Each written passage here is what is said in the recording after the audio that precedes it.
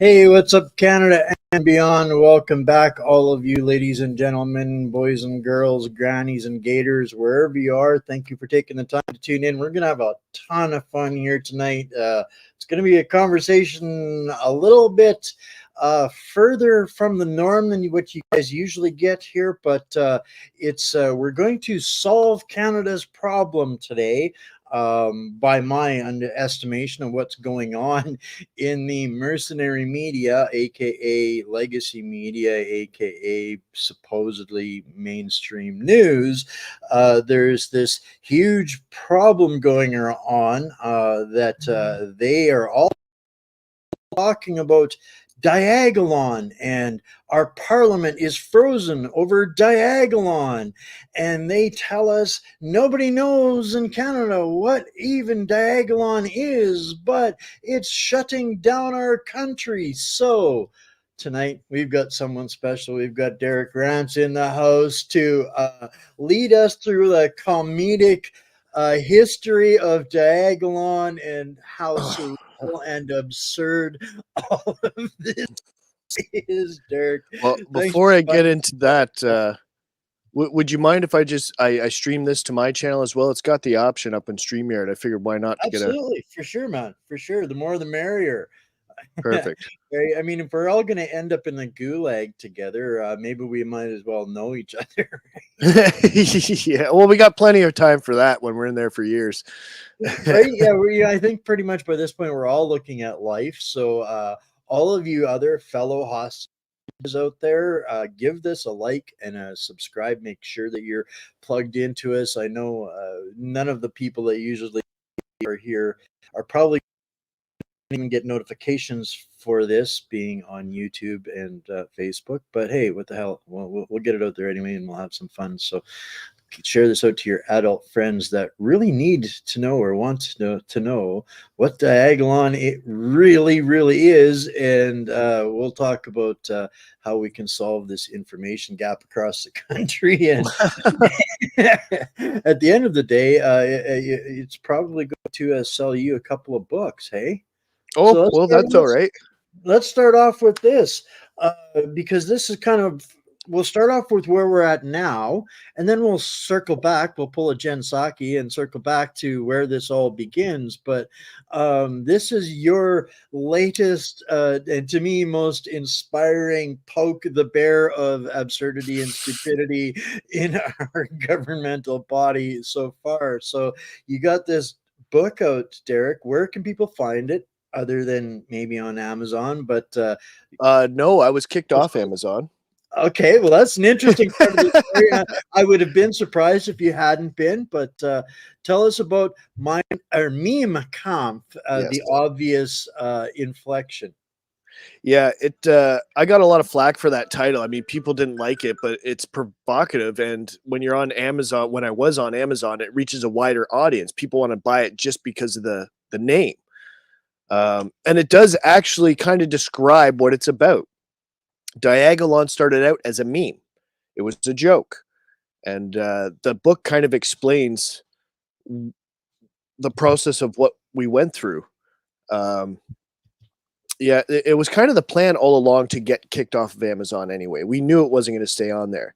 So we took the precautions ahead of time. And what I did is I purchased my own ISBN number from the government instead of using Amazon's, because Amazon makes it really easy to publish books, but they also offer a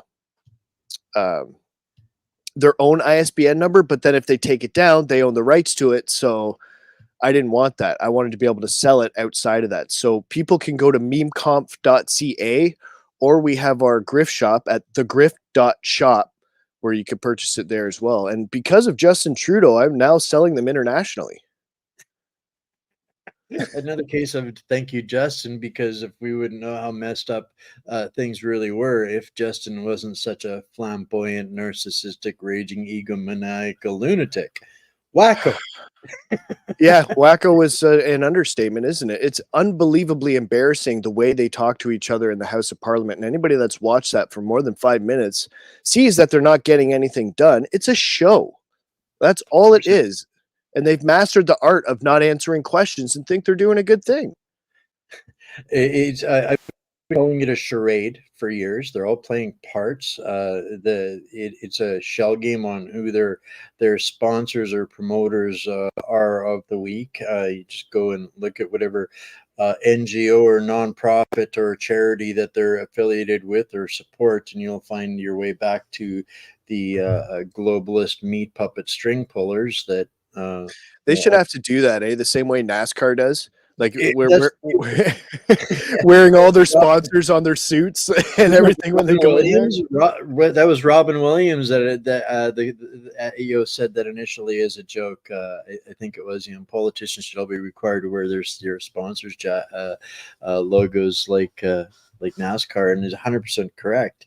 Because that's who they absolutely answer to. Because as sure as Skip, you don't answer to anything the people have any concern in, unless you're a new Canadian. Well, then you have all of the support and rights and privileges. But that's a whole other story. But so the book is kind of you telling the story of how the meme became the organization that lives in Trudeau's brain and all of the political party collectively now for a couple of years. But there's a darker side that's tied to all of this. We're getting right to some real serious meat and potatoes here real quick on some of this. But so that's kind of what the book is about, is telling people the story of from meme to crisis. It does. I mean, it starts off with a bit of my life story and how I ended up talking about politics and how I ended up going to the convoy, how they used us essentially to justify calling the Emergencies Act, how it ties into Coots, and I also a lot of the research that I've done in the past has to do with the RCMP, the FLQ, the Heritage Front. Oh, we're gonna get right into that stuff. Let's slow this down a little bit. But this is what some of the stuff that we're talking about.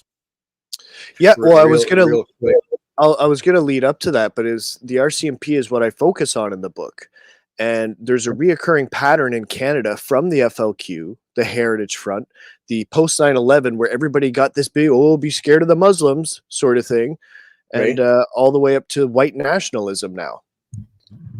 Most people don't know this, but a lot of the so-called terrorist attacks that we had in Canada were orchestrated by the RCMP. 100%. And in fact, a good portion of them around of the world for all of our living time has been orchestrated by enforcement or intelligence agencies of some persuasion or hyphenated something or another. it's quite disturbing what they've done. I mean, they had to put it into the minds of Canadians that Muslims bad, Muslims scare, just to be able to bring us to the war, to justify dropping bombs in Syria, and so that Canadians think, they're okay with us doing that sort of thing. That comes back to the neocon permanent war economy class that literally has hijacked everything. And I was talking a little bit about this with James Roguski last night, where we're at in the world right now is a transition from static warfare, arms, military industrial complex, all about getting the government grants for new munitions is being transitioned to a bioweapons warfare program where the next military industrial complex will be the bioweapon military industrial complex, and that's what they're actually fighting over with this WHO pandemic treaty is literally that. Who gets the arms factories for the bioweapons warfare that they're planning to all use down the line? Because why not? If America is doing it, well, then they can do it too. So that's what they're literally fighting over. They want to build bullets as syringes, right? So sure, war has always been profitable since the Civil War, since whenever they started making weapons for people killing each other. It's always been profitable. Every time there's an advancement in technology, one side or the other seeks to leverage power and control and profits out of it. And until there's a balance or an equilibrium, that's kind of the pattern: wash, rinse, repeat. And as we're seeing technology and these things advance so much more quickly, there isn't even the time anymore for parity in the developments, and that's kind of, I think, you know, a pattern that I'm seeing across the scale of different things. But either which way, we could talk about that kind of stuff for hours and hours and Yeah. hours. So you were looking at I guess the policing and enforcement to kind of perspective of kind of the joke that they were. That's kind of what initiated this strategic plan to expose them and mock them. That was kind of tongue in cheek the intent. It was, I mean, we've always just sat around. It was meant to just me and my friends to entertain us as we're talking on the internet about things that bug us. And Jeremy is a very successful podcaster. He has really carved out his own path and his own product there, and he's very good at what he does. Just joking around, it was during COVID when he said from Alaska, including some of the middle states that are more conservative, same with middle America, all the way down to Florida and Texas, that all of these states and provinces have a lot more in common than the rest.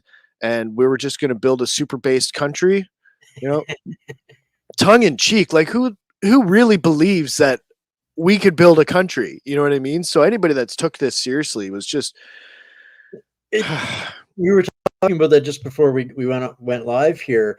I was hanging out in some of those chats back then too. Jeremy, raging dissident, as you said, a successful podcaster, with definitely a Chad mindset, and just bringing his comedic sense of humor to the shenanigans and the shit show.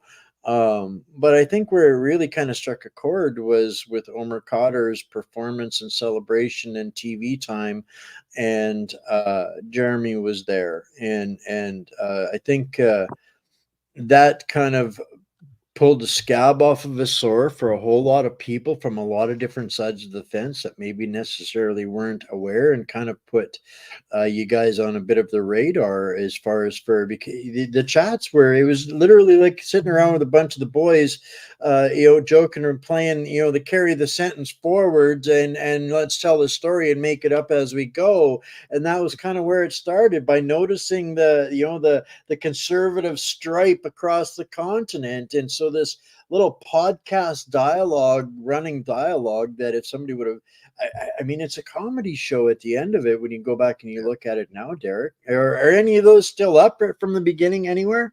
yeah, if you go to altcensored.com, they've logged a lot.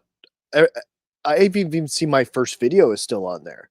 Wow. They just mirrored everybody's channel that was on YouTube that they suspected was going to get taken down, and they saved Jeremy's first podcast is there. Actually, I just watched Jeremy's first video ever.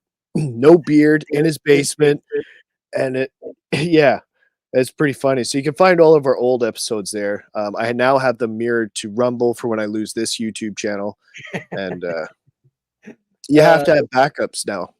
Oh, 100%. Half of the places where people are watching my streams right now are backups after backups after backups. I can't count how many channels have been removed and replaced. So I built my own. So they're going there too every single day these days, just because, or you have to. So that's how it's mind bending to me, but yet here we are, and I've been watching the development of this. I watched the Emergency Measures Act and what happened there, and Diagalon inserted into that conversation, and used as one of the reasons to clamp down the Emergency Measures Act on Canada. So this is a point where it's no longer funny anymore, right? Yeah. These guys literally weaponized the enforcement agencies of the country, based on a podcast, a running gag, and a joke. And from that point on, initiated all kinds of atrocities against our country. That's what's kind of weird about what's happening right now. We've been investigated by all levels of law enforcement. So we haven't done anything wrong. The guys that they tried to associate with us that watched the podcast that they arrested in Coots has been let out of jail. Nowhere near he had to plead guilty to a lesser charge, right? But it's nowhere near conspiracy to commit murder or sedition or any of these freaky things they ran all over the news. It came down to a storage issue of a weapon. And that's debatable too. I mean, he had his guns, he had his license, he has a trailer. So your trailer is your place of residence, right? So I guess the boys in Alberta probably think that it's okay. If it's your place of residence, then you can keep it restricted there as well. Now, I would argue against that. I would say probably not. I wouldn't do it. I don't have my restricted. But if you live in a trailer, that's your home. And if you're licensed to have it, technically you're allowed to do that. But It's I mean, technically the guy, it's warfare. It's lawfare. Yeah. That's really what it is. Yeah. All of it, everything that they've engaged in order to justify their own actions as a corrupt organization. At the end of the day, there's no other way that it can be seen. But to me, I found it kind of disturbing when it, I thought that had kind of washed itself out, after they'd been so embarrassed after the inquiry. And, even, I believe CSIS really was just there to laugh and mock at them and say, yeah, no, we knew it wasn't real. It was a joke. They were told, they knew, but they did it anyway. Was that kind of the short form gist of what happened through that? So after, anyway, that I kind of thought that they'd given up on this. well, to a lot of Canadians, we are whatever the media says we are. They're not going to look any further into it. Just the guy in the suit on the 5 o'clock news said it, so it has to be true. People don't realize this about our news organizations in Canada. They're okay with Russia, like banning RT. We're going to ban RT because that's Russian television. That's a state broadcaster. What is CBC? It's the same thing over here. And suddenly you think a state broadcaster is benevolent for some reason. They're pushing the government's narrative. Well, the propaganda is symbiotic to censorship. Neither work without the other, and it's been an endless onslaught. I sit here and I shake my head a lot of days. We're literally fighting mercenaries, $3 billion a year mercenaries. These are hired digital assassins that rule over the media space, engaging in basically character assassination and by insinuation and guilt, by association. No questions, no query, no judge, no jury, just an automatic sentence.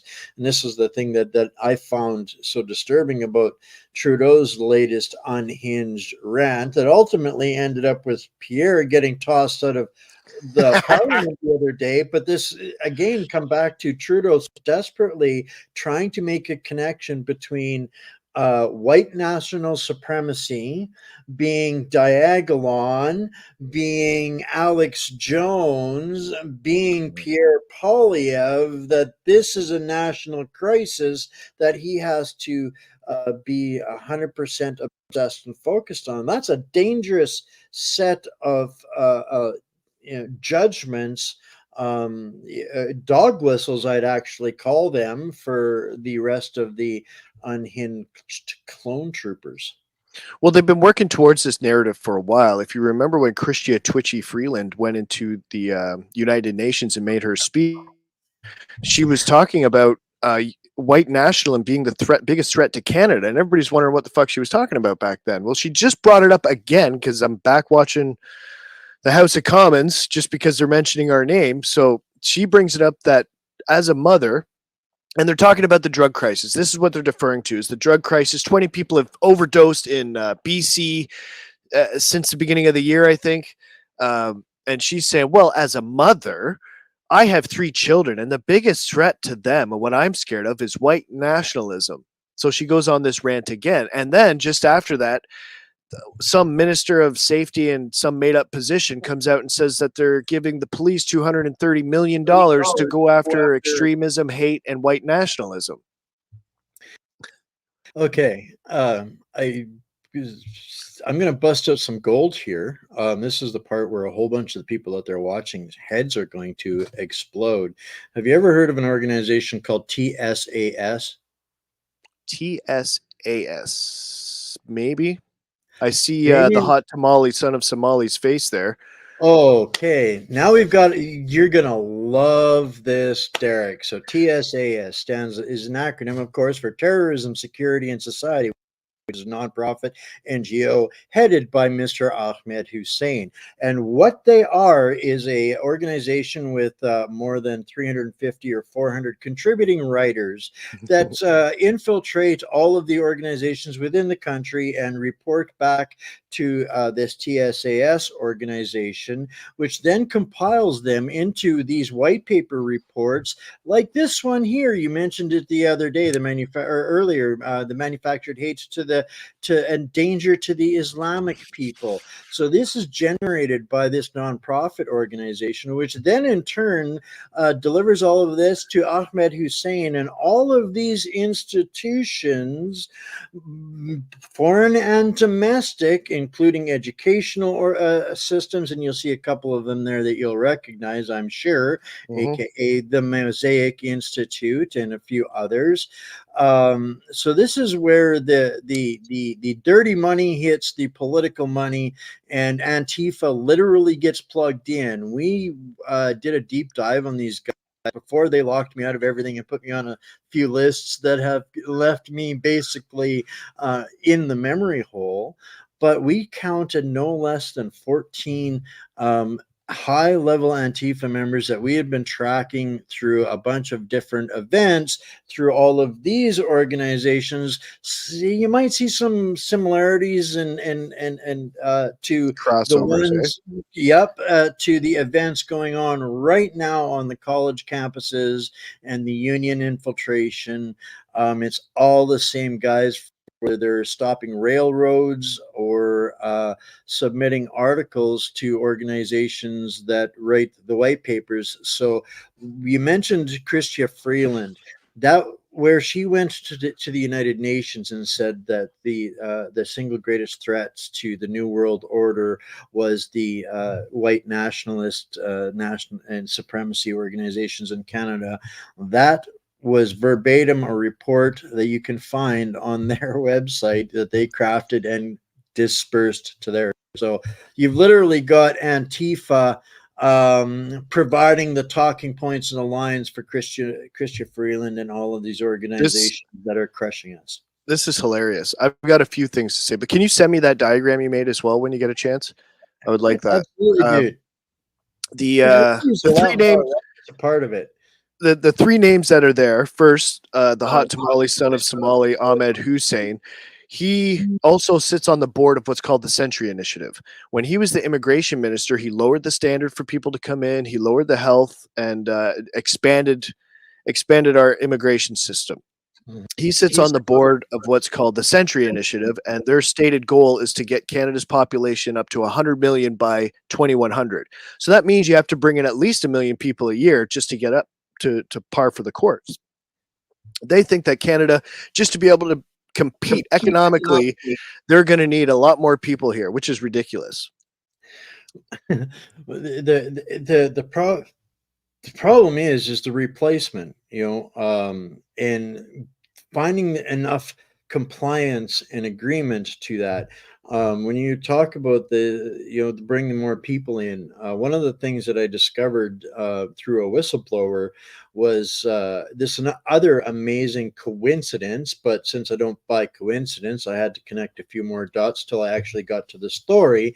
Was that every migrant pilot project in Canada, when they announced all of their locations, were all of the places where industry had been either crushed, silenced, or gone out of business, that was being reopened for the production of 15-minute cities and new batteries and stuff. So they have spent a lot of time in destroying and taking over specific regions and areas and communities with the intent to redevelop them with new Canadian communities.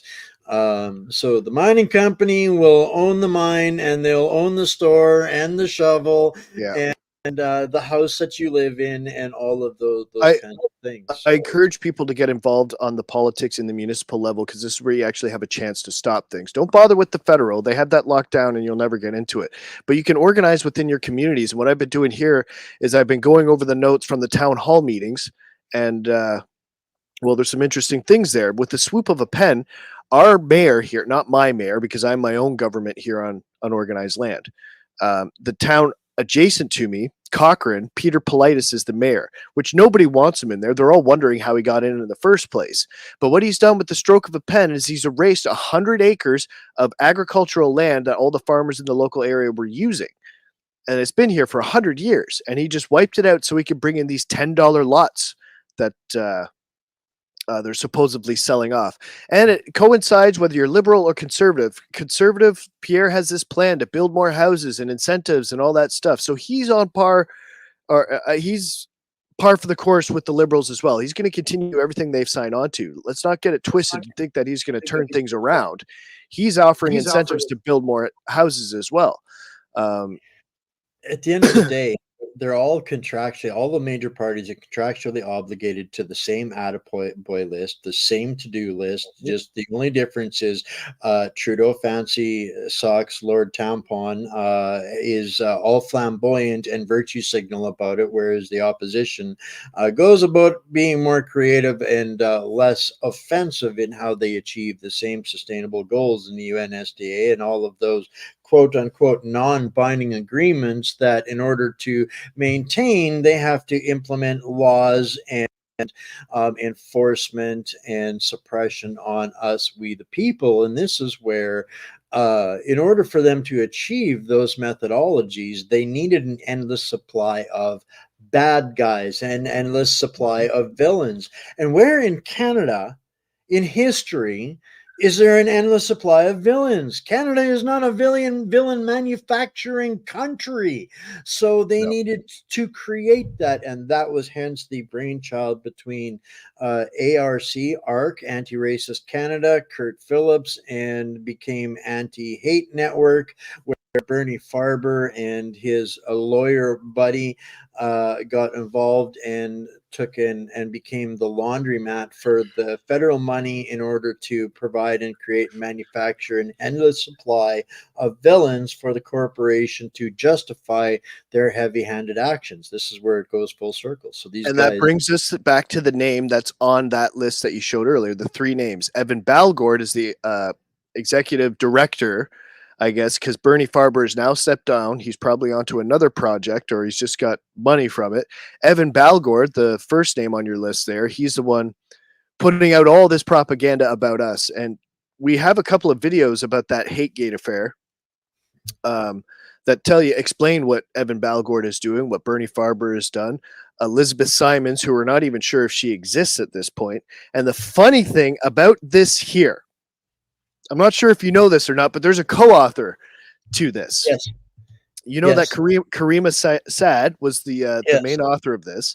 Now the the third name on that list, Elizabeth Haitigan. right? Now isn't that a contradiction? She knows. She knows that we are not guilty. We are not what they are making us out to be. Yet she sits on the board of this. This is where the whole thing, because honestly, I was onto these guys. That slideshare that I showed you there, I did that in 2021 already, Derek. I was already tracking these guys. I have Elizabeth's testimony in court where literally there is Bernie Farber on there identifying what's his name from a Daisy Group as brothers from other mothers. These guys have all manufactured all of this crisis, and this has been going on for 2 decades. 2 decades of problem, reaction, solution, problem, reaction, solution, problem, reaction, solution in manufacturing these white nationalist organizations, these terrorist organizations to justify the explosion of law enforcement. We don't have cops anymore. We've got freaking stormtroopers. We've got assault squads. Yeah. Every law enforcement agency in the country has been fully militarized. They have capabilities that Mhm. are absolutely unnecessary, and they're sitting and trying to leverage, going back to this well again of this pseudo fake manufactured enemy of the state that is just John Q. Public, that they pick out and highlight and then create an agenda and a narrative around. And this is again stifling our parliament to the point where, like, this charade is so extreme that they're shutting down parliament and throwing out opposition leaders. This is just beyond comprehension. This should be international news, because this is the origin of it. Is they need an enemy, and that is we the people. Well, it's been a common theme throughout history. I don't know how deep you want to go, but all of the people you mentioned, whether it's the Daisy Group, Rebel News, Anti-Hate, they all seem to go to similar synagogues. We don't have to get into it though. No, that's nobody's ready for that No. of conversation. And the reality of it is we need to understand history, but only to at this point right now. We have to be responsible in that you give everybody the red pill right now, we blow them right up. They're absolutely useless. We need to know, how can we do triage in our society? How can we end this insanity? How can we get to a point where we can have realistic conversations without it being instantly tribal? I was listening earlier, and people were comparing people's discussions like it was the Stanley Cup playoffs. If you're not on my team, well, bust out the weapons.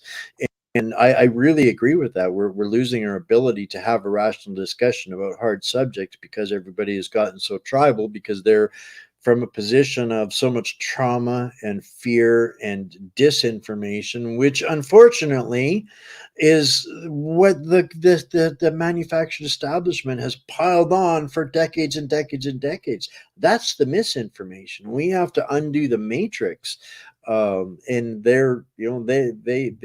they fear us more than anything. Conversations like this. And that, you're right, we do need to have that. There are still people on the left that have their wits about them, and they see what's going on. We've been able to work with some people on the left, like Kareem Assad, for instance. There has been other people willing to have that conversation. But that's just it. Most people aren't ready for what they don't know.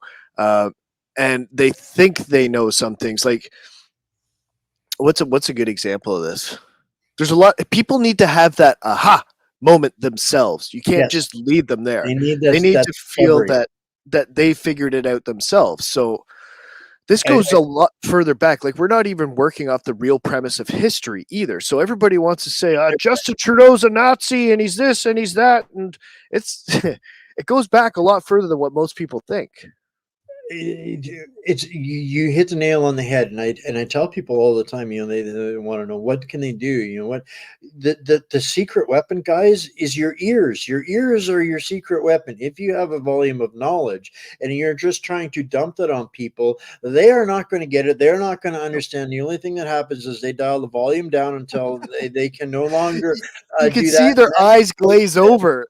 Like, Right. their eyes So glaze over and they're just not listening anymore. it's a whole lot easier to listen for a couple of minutes and give them the nugget that from where they're at. Meet them there, give them the nugget from there, and walk away. Yeah, And if you then you're running away, because then they want more, and they've had that exactly. sense of discovery. And once they have discovered something, then they can no longer go inside of the box. But if we try and hammer that shell open, it's an exercise in futility, and you're going to want to go and throw yourself off of a bridge.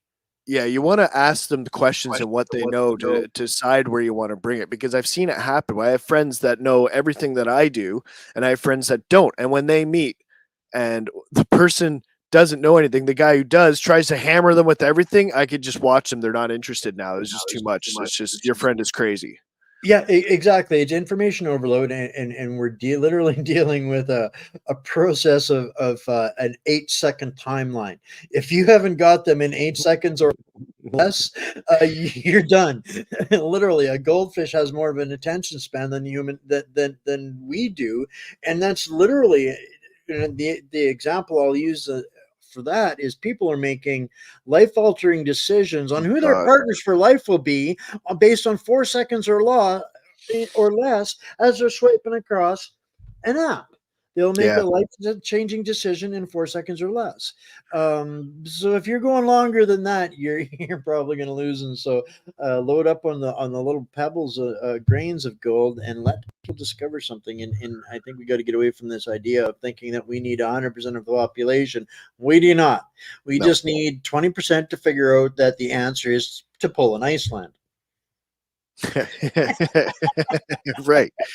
There's well, something I've learned as well is you're right with these little screens that we have. It's the instant gratification generation where they don't need to remember anything anymore. Me and you, I'll guarantee it. You remember the first phone number you ever had.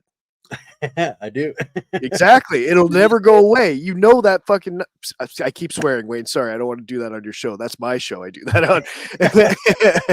And I've gone back to learning things from books, and there's some. I've got some bangers now, like the Canadian Establishment. I don't know if you've seen this one. It's got some good ones in there. This guy was sued by Brian Mulrooney.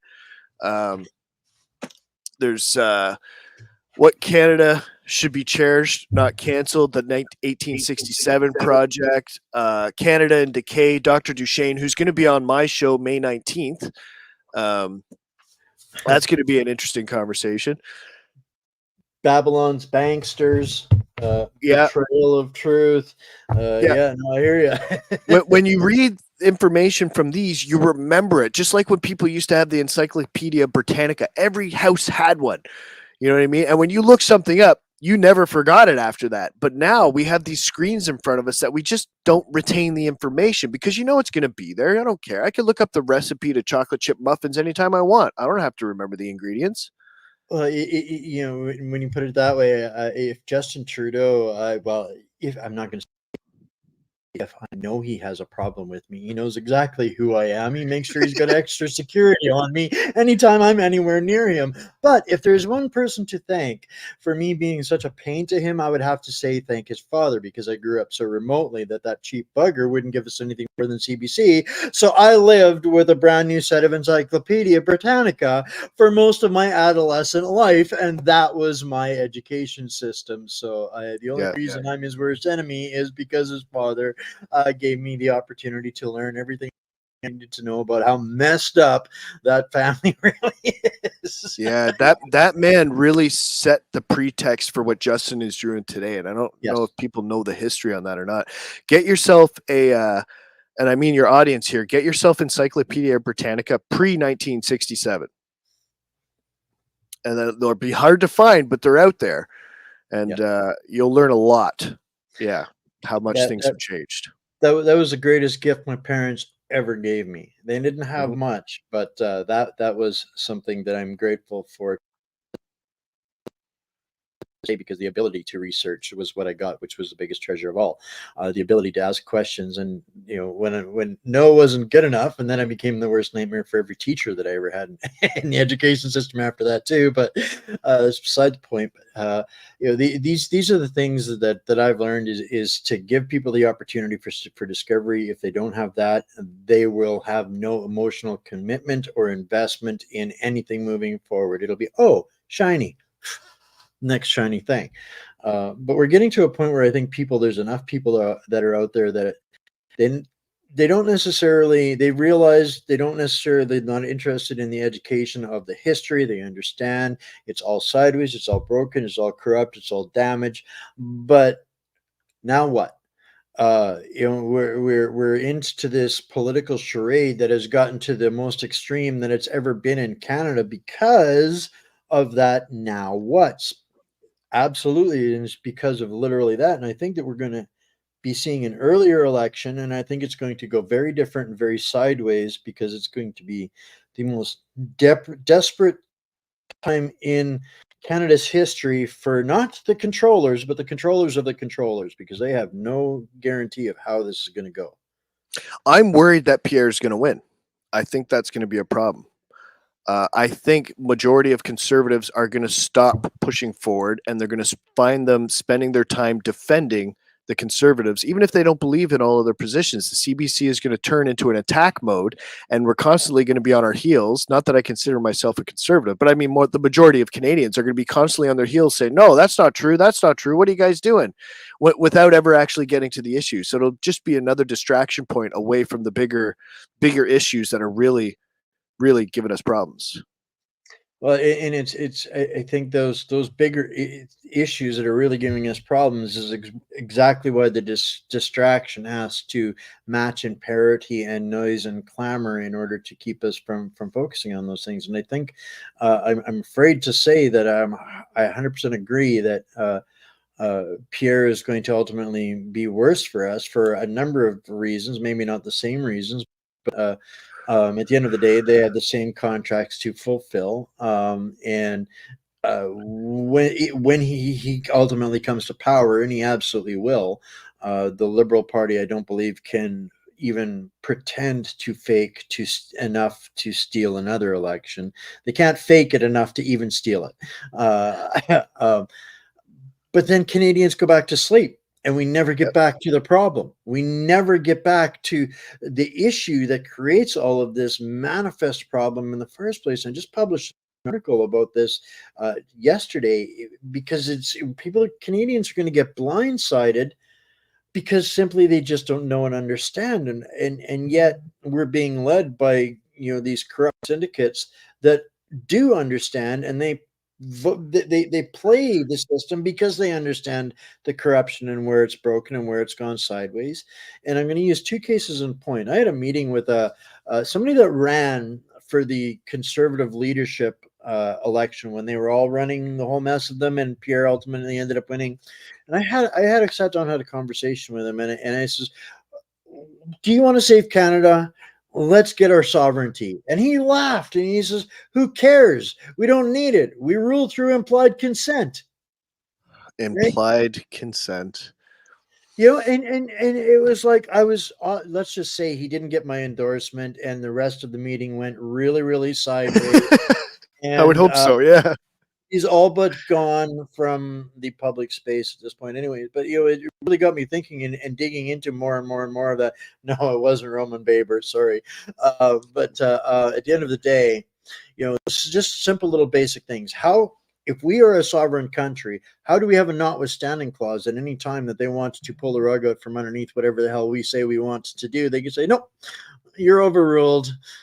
That's not a sovereign country. We don't even live in a democracy as much as everybody wants to think. Because we're not a sovereign country, we have no ability to ensure democracy. And a perfect example of this is what happened to the biggest petition in Canadian history. Absolutely nothing, because there is absolutely no standing. And as a matter of fact, the precedent is exactly the opposite. 1992, Little Child versus the People, the court set the precedent that no elected official has any duty or responsibility to his electorate. If the people are unhappy, there is no ability for them to seek recourse, criminally or personally, except to elect another official. Well, that was 1992. And that was right after the charade of Pierre Elliott Trudeau bringing back a document that never existed in the first place. Yeah, I mean, look at what's happening to me and my crew right now. The Prime Minister can stand up in the House of Commons and say that I'm a violent white nationalist, and I can't do anything about it. To the country, yeah, as the tipping point to invoke the Emergencies Measures Act upon every. Almost 40 million Canadians suffered because of a fallacy and a fake system in order to protect that lie. And this is where it gets sick to me, Derek, because they all know it in the federal level. Every last one of them. They do. They make these little innuendos. Danielle Smith recently, and she's gone to this it worked for Quebec. Quebec did it. It works for Quebec. What is she doing? She's playing exactly that gray area because they know. This is the thing that Quebec has been leveraging for decades. Why do they get equal representation in Parliament and no other province does? Huh? Why do they have two taxation systems? All of these little things, these little clues, and people think, oh, we got to protect our sovereignty. You don't have it. How do you protect something that doesn't exist? Yeah.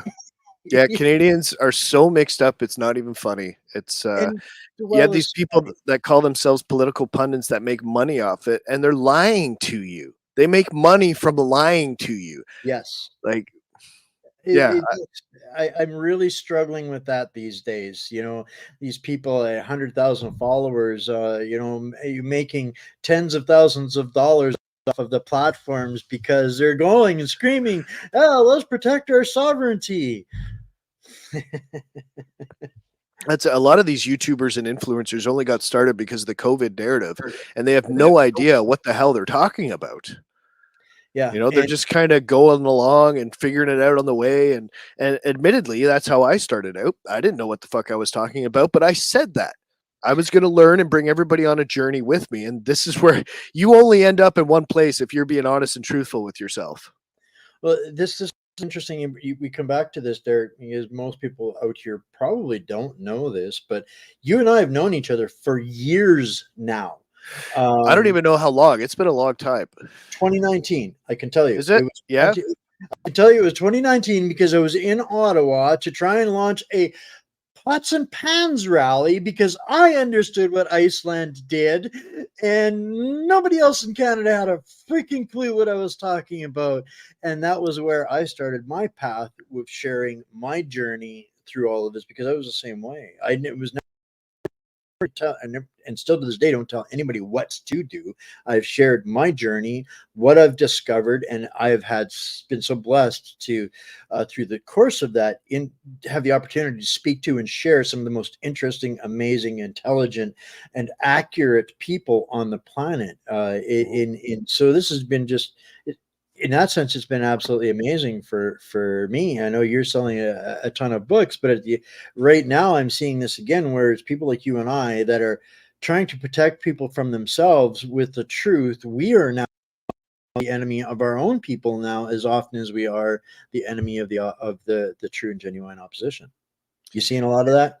Yeah. It's easy now to tell what the truth is when you hear the government say the opposite. So long as whatever they say, you know that the opposite is going to be true, or that's the path that you should be looking down at least.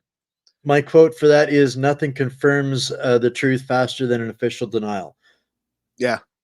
Yep. That's it. Like they're going after white nationalism. And I saw somebody in the chat there saying they know what they need to do, but they're not allowed to say it. And that's true. They outlaw everything that you're supposed to do.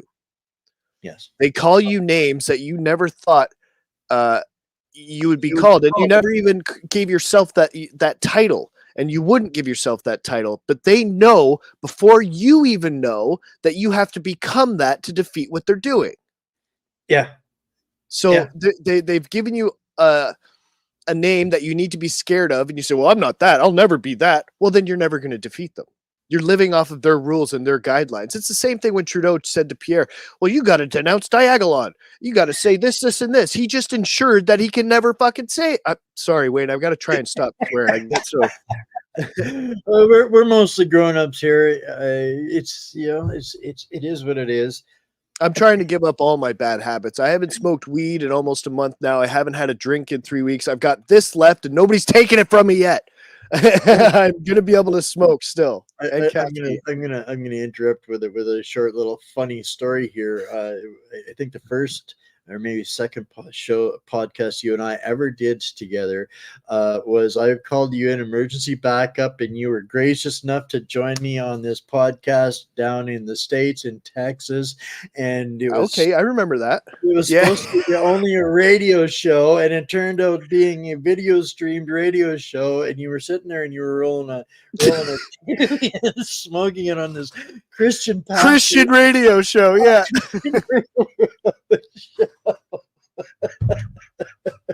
So we've been through the ringer together a little bit on a lot of this stuff. So we've seen the progression of this. It's this why when I was watching this charade of Pierre getting tossed out of Parliament and watching the response to that, I'm very grateful that Jeremy went out right away and he gave the perfect response for that. A short 5-minute response. It was just he was so tired of of having to be the adult in the room for these babbling clowns, buffoons, and idiots Yeah. in Parliament. And you've got Michelle Rempel running out of Parliament into her little closet with the horror video lighting, the 3-minute panic session. Oh my god! Oh Oh, my god! the MP from Oklahoma.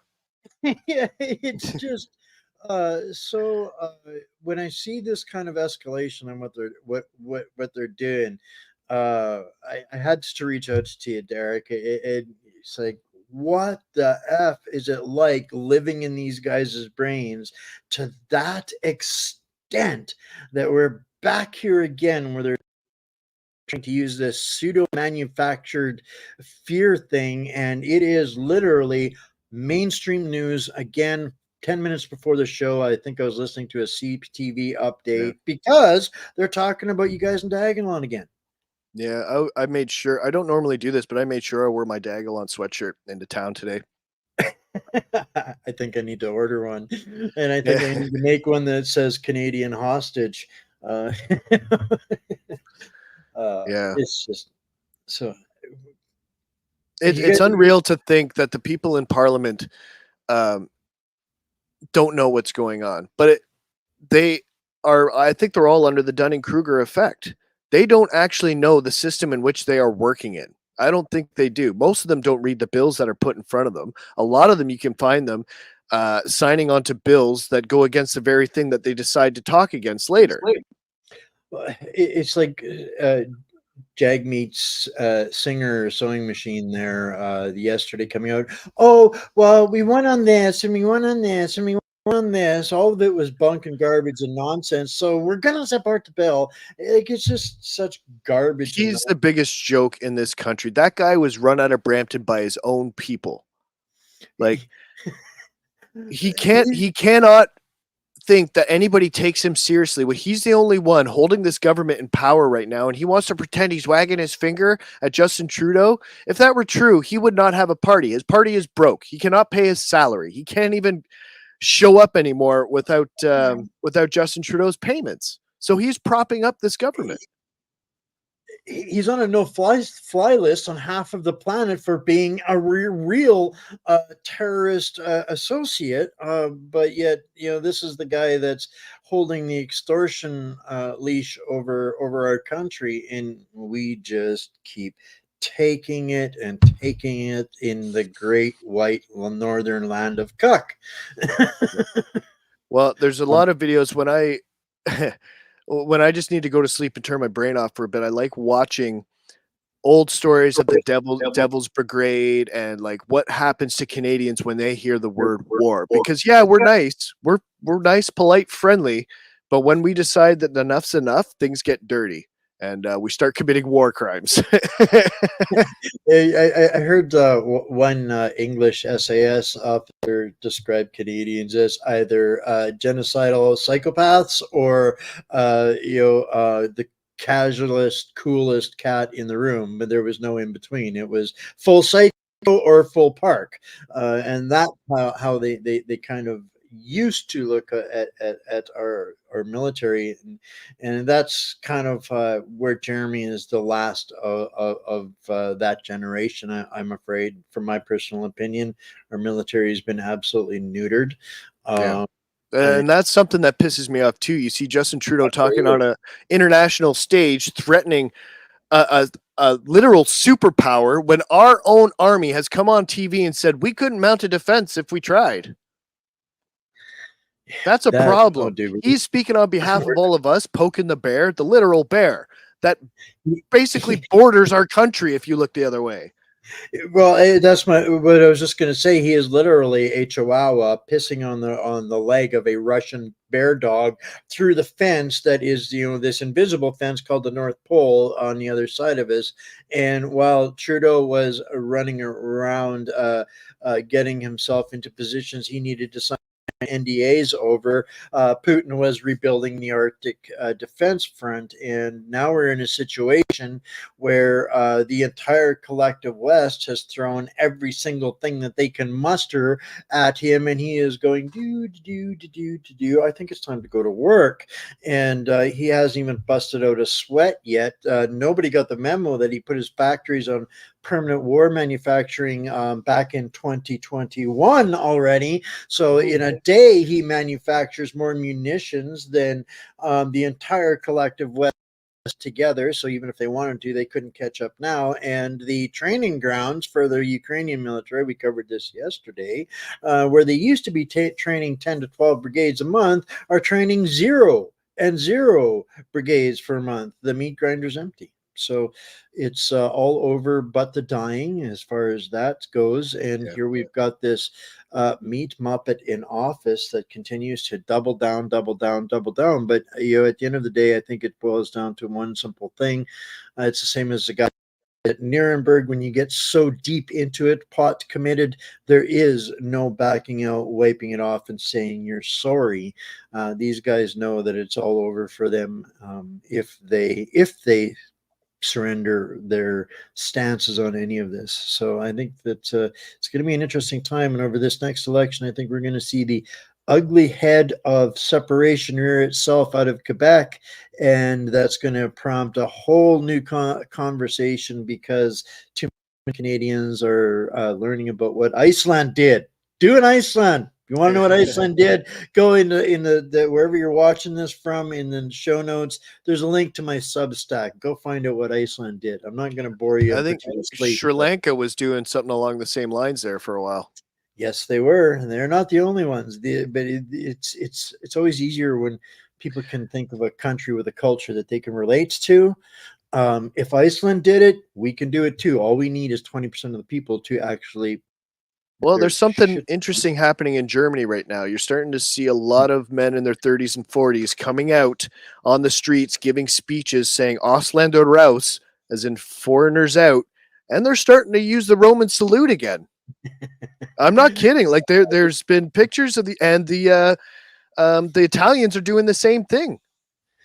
The entire whatever term you use for them, the cabal, the elites, whatever term that they use, I call them the controllers of the controllers. These are the guys that control the companies that the politicians need to be wearing the sponsors of. They're only concerned with one thing: maintaining the continuity of control. Through that, they call the continuity of governance. They can't let things go sideways. So this is why they control both sides, and they pass the baton on to maintain the illusion of democracy and stability.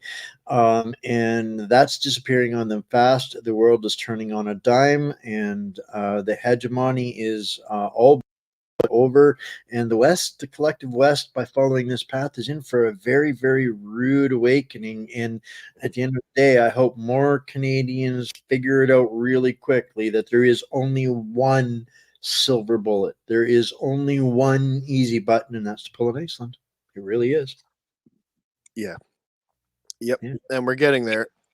Absolutely. The conversation around this election is going to be so much different than the ones in elections past, and I'm really looking forward to Quebec rearing its head of separation again, because the conversation is not going to be, oh, please stay.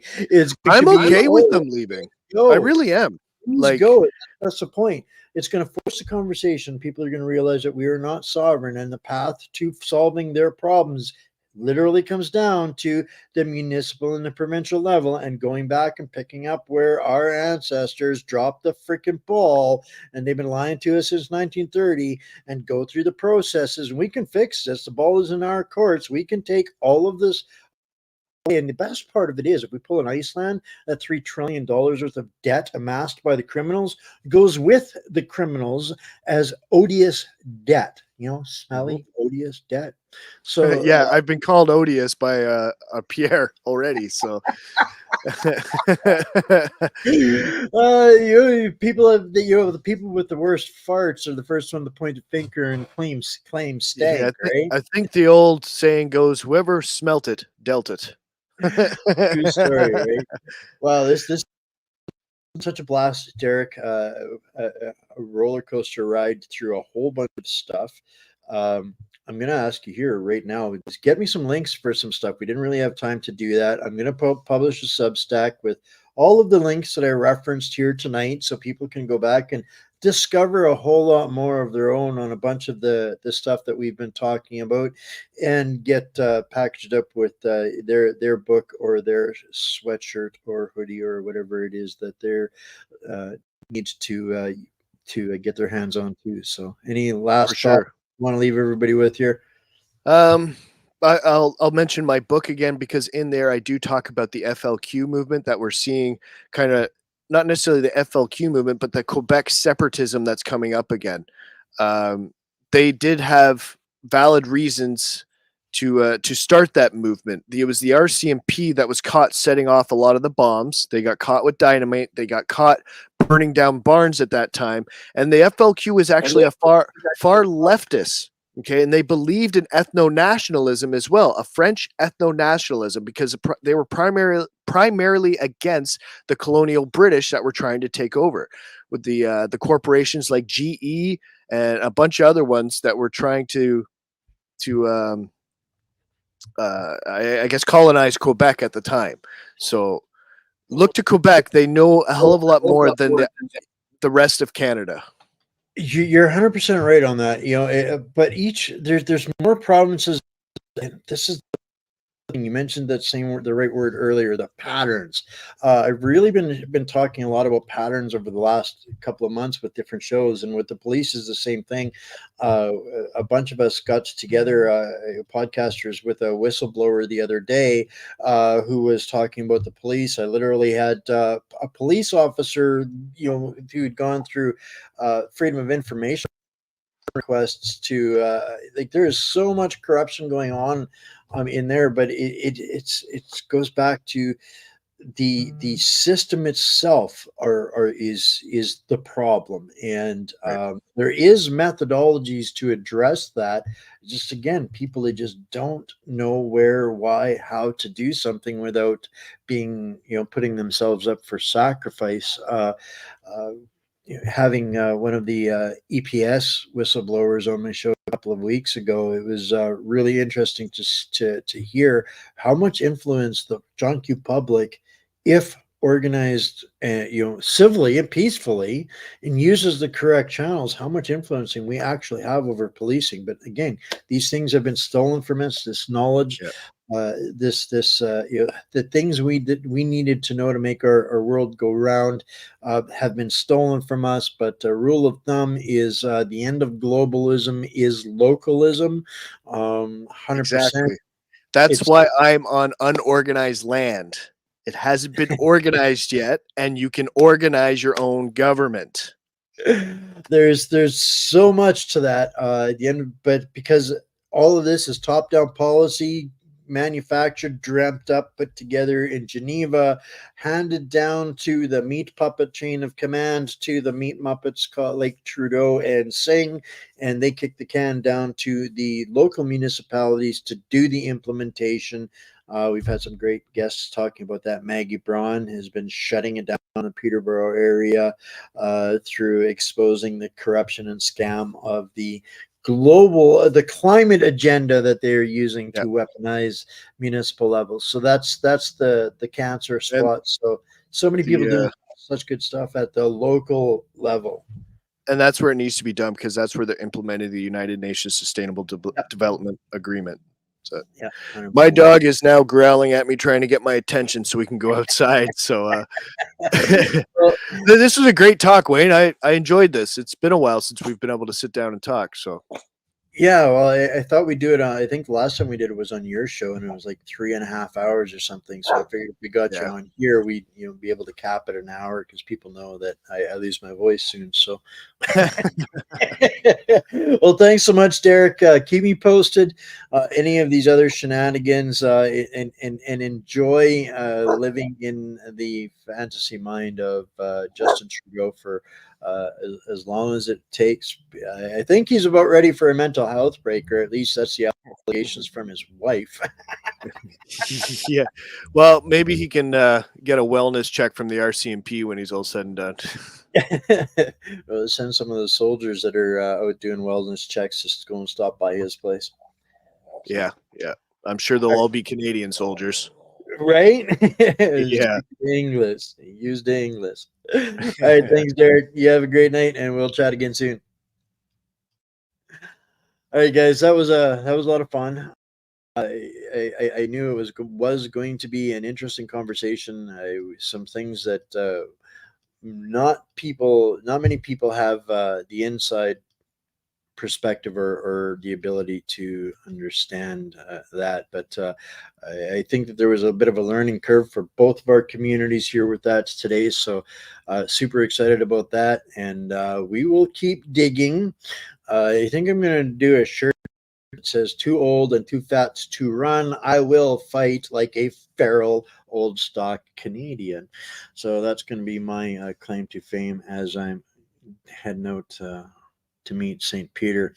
So that's it for tonight, guys. A couple minutes over. I'm going to take another minute here to let you guys know what's coming up the next couple of days. So tomorrow night we've got Bankers, Bandits, Bullion, and Bucks with Bryce, where Bryce is a business advisor and a precious metals broker.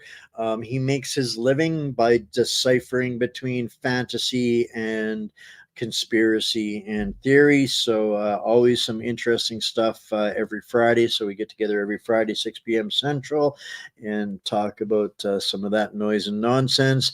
And then Saturday afternoon, look, guys, if you understand, when you know what you know, and you know that you are only have basically one choice when you go into any of the supply chain management stores, guys, you have one choice. You're giving your money to BlackRock, but there is another way. And anybody that has an objection to that is welcome to join us RSVP on Saturday, where I want to hear why people like giving all of their money to BlackRock instead of supporting North American organic, safe, non-toxic stuff, guys. These guys are trying to poison you, and I'll bring a whole bunch of evidence as to what they are doing to poison you through all of the products in all of the stores that you think you have choice over, but you don't. They are killing you with consumer goods, but we have got a massive community that Barack Obama considers as one of the top 10 most dangerous threats to his New World Order. So we're going to talk about that on Saturday afternoon. And then Saturday evening, this one's going to be fun. We're going to do a watch party together. So bring your favorite calming beverages. You're going to need that for this one, guys, because this is going to be the equivalent of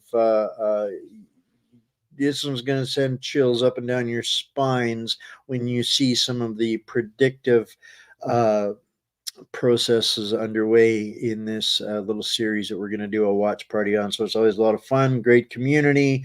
We're going to have a watch party and get together and talk and chat about it and watch some interesting stuff. All right, guys. So that is the show for tonight. I love you all. Stay strong. Stay Canadian. You are mighty. And when Canadians decide to change the world, there is no stopping them. So stay mighty, my fellow hostages. I love y'all, and we will see you tomorrow.